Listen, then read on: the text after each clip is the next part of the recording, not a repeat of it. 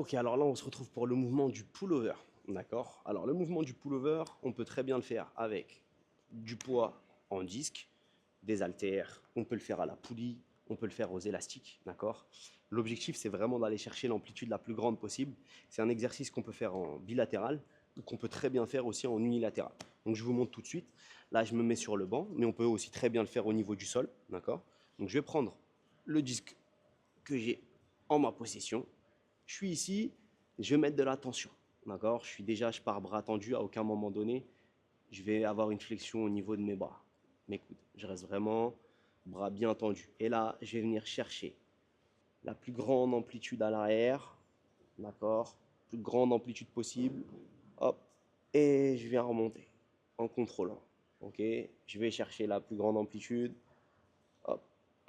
Et je remonte en contrôlant. Quand je vous disais tout à l'heure que c'est un exercice qu'on peut très bien faire en unilatéral, d'accord? Si vous êtes amené à avoir par exemple certaines blessures au niveau de la coiffe des rotateurs, d'accord, au niveau du dos, d'accord? Des fois dans la rééducation, on a besoin de travailler en unilatéral, donc c'est exactement pareil. Là, je prends la charge, je viens chercher le plus loin derrière, hop, et je remonte. Pour ce qui est des câbles, excusez-moi, et des élastiques, ça va être exactement la même chose. Généralement, on va commencer en ayant la position debout, d'accord? Donc on essaie d'avoir, d'accord, l'origine du câble, l'origine de l'élastique assez haut pour avoir de la tension dès le départ, chose que j'ai pas forcément ici, d'accord? Donc je vais avoir de la tension, ok? Et là je vais venir chercher l'angle le plus grand en rétractant mes omoplates, hop, je mets un pic de contraction, hop, et je remonte.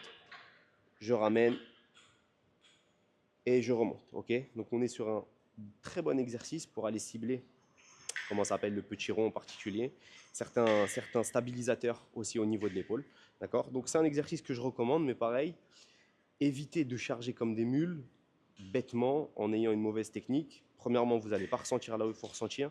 Deuxièmement, vous risquez même de vous blesser, d'accord? Donc je rappelle la règle, on contrôle, on joue sur l'amplitude, et après on peut commencer à ajouter de la charge.